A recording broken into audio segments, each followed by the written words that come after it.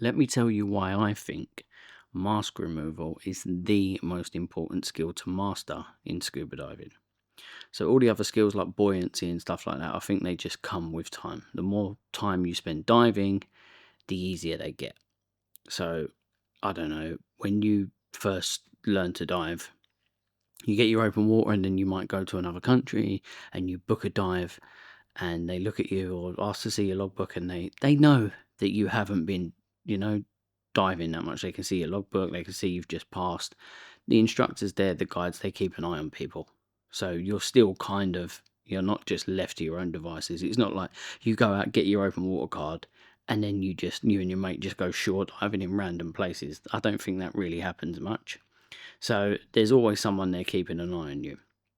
Now, the reason that I say mask removal, taking the mask off, being comfortable without a mask underwater is the most important skill is because I've had issues with it personally, like myself. So I'm an instructor, but before, when I was trying to become an open water student, basically had an instructor give up on me and say, "This is not the sport for you.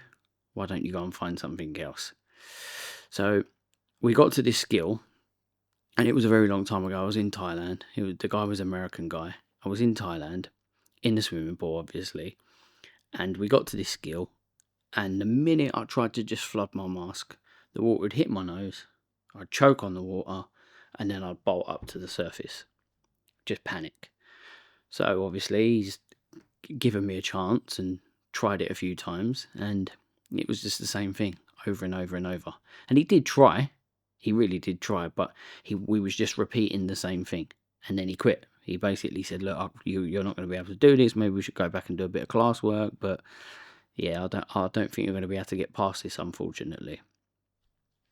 Anyway, I went back there the next day, and they gave me a new instructor, an English guy, who said, "Right, let's see what the problem is."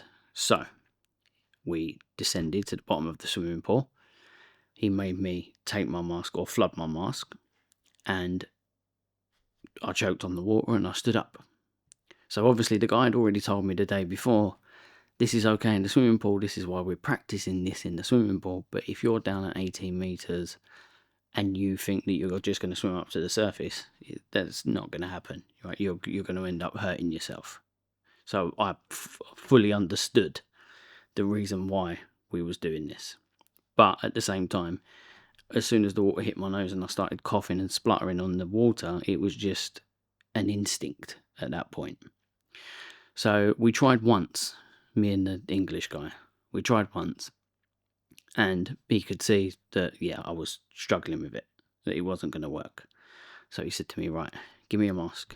So I gave him my mask, and he threw it down the other end of the swimming pool in this hotel.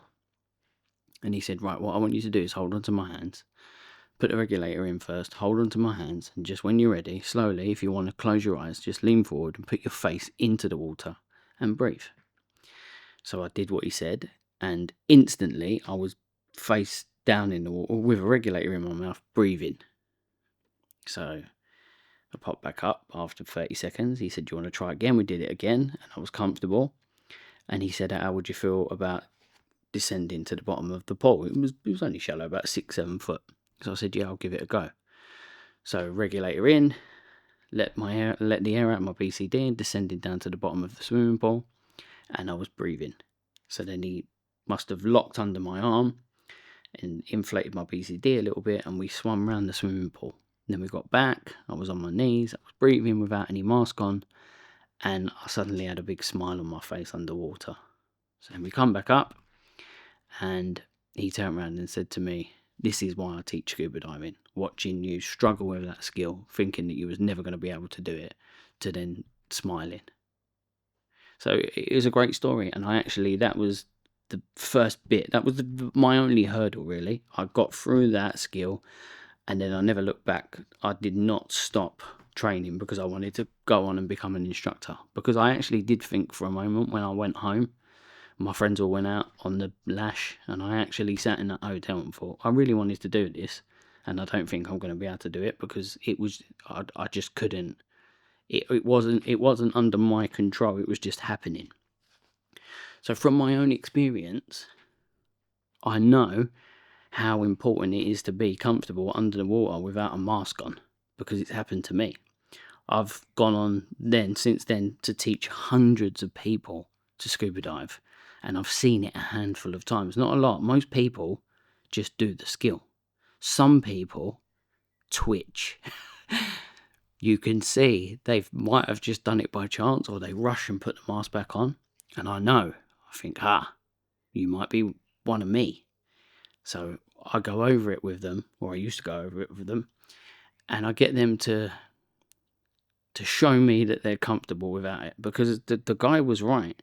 18 meters under the water, or later on when you advance a little bit, or you're inside a wreck and your strap on your mask snaps, or some student or some crazy ass diver that you don't even know from another group just kicks your mask off and you're not comfortable, there's nowhere to go.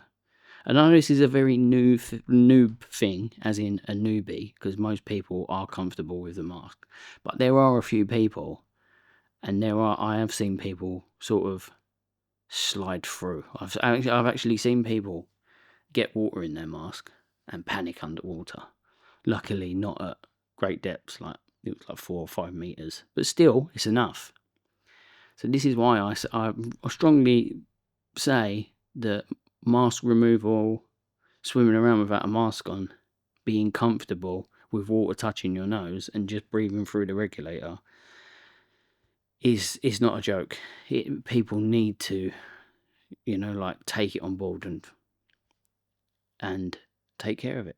So I haven't been diving for 10 years now, and I'm slowly going to get back into it. That's why I've started making these videos.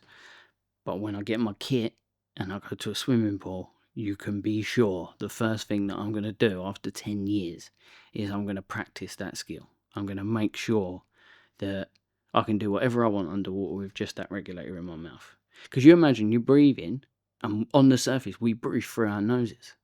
So obviously we know we breathe through our mouth through the regulator. But as someone that's new, or even someone that's young, I was quite young at the time, I was about 19, I'm 41 now. It's just, I don't know, as soon as that comes off and the water goes up, it's just an instinct.